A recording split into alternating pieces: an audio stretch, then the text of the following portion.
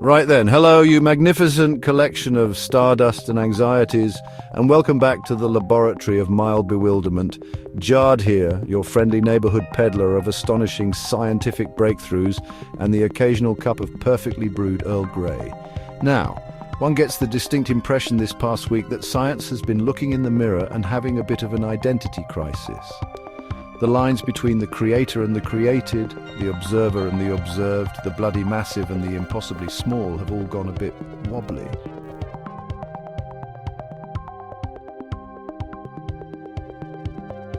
It's a week of feedback loops, of science eating its own tail, and I am so here for it. So let's start with the most deliciously meta problem of the week, shall we? The Ouroboros in the server room.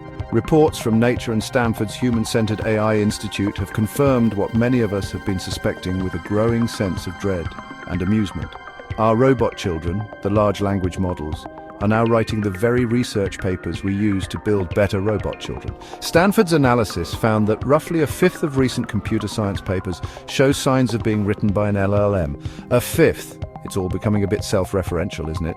A great, big, intelligent feedback loop where AI is now contributing to and potentially polluting its own training data. We're building the future of intelligence on a foundation that might just be a series of increasingly convincing hallucinations. It's like trying to build a skyscraper on a blancmange, utterly absurd, and the preprint servers are now scrambling to moderate it all, trying to tell the human from the echo. Good luck with that.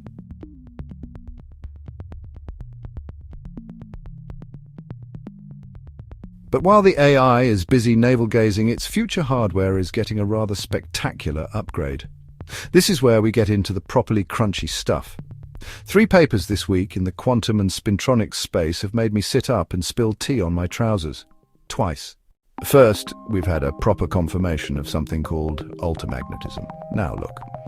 You know your standard fridge magnet ferromagnetism. You know its shy cousin anti-ferromagnetism. Think of ultramagnetism as their flamboyant punk rock sibling who just showed up to the family dinner.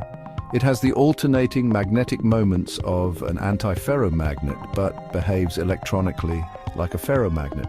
It's the best of both worlds. A new flavor of magnetism we can use to build entirely new types of quantum-aware sensors and magneto-optical devices. It's like we've only ever known about vanilla and chocolate, and someone's just walked in with pistachio.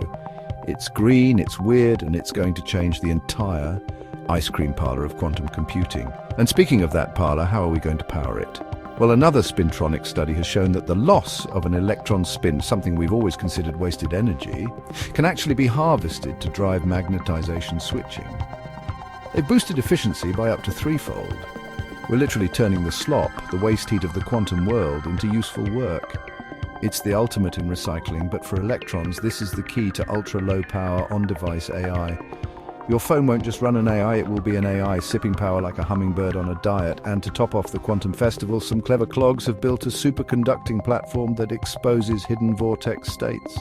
For decades, these were theoretical beasties, thought to be unobservable, like finding a secret trapdoor in the fabric of reality. Now we can see them and, more importantly, control them. This isn't just a curiosity, it's a controllable testbed for simulating fantastically complex quantum phenomena. It's like being handed the developer kit for the universe, no big deal.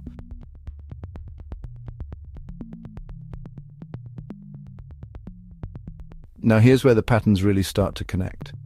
We have AI writing its own homework, and we have the quantum hardware being developed to make that AI godlike. But this automation, this convergence, it's happening everywhere. Up in space, recent reports have confirmed new evidence of magnetic reconnection in the sun's atmosphere.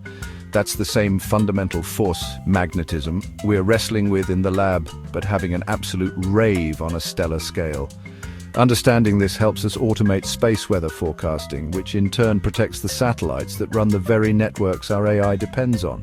You see, the sun sneezes and an AI on Earth hands a satellite a tissue. It's all connected. Back on Earth, biologists are using new cryo-optical microscopy. A fancy way of saying they freeze cells mid-action in sub-second timeframes to see what they're really doing. And what's going to analyze the terabytes of data from these biological freeze frames?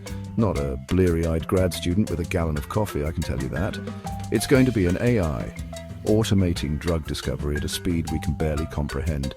Even the humble bumblebee is getting in on the act, teaching our future robot overlords how to see better by jiggling about. A recent roundup flagged how a bee's movement enhances its perception, providing insights for next-gen AI systems in autonomous micro-robotics. So your future Amazon delivery drone might just owe its pinpoint landing to a bee having a bit of a wiggle. And lest you think it's all cosmic and quantum, there were some beautifully mundane human-scale discoveries too. A big clinical trial in JAMA Oncology found that for advanced cancer patients suffering from delirium, a scheduled regimen of lorazepam works better than just reacting to the agitation. A profound piece of palliative care, a victory for structured, automated kindness. And my personal favourite, a meta-analysis on laparoscopic appendectomy, concluded that whether the surgeon pokes the hole in your navel or next to your navel, makes bugger all difference to short-term outcomes. A wonderfully anticlimactic result, but a vital one for standardization.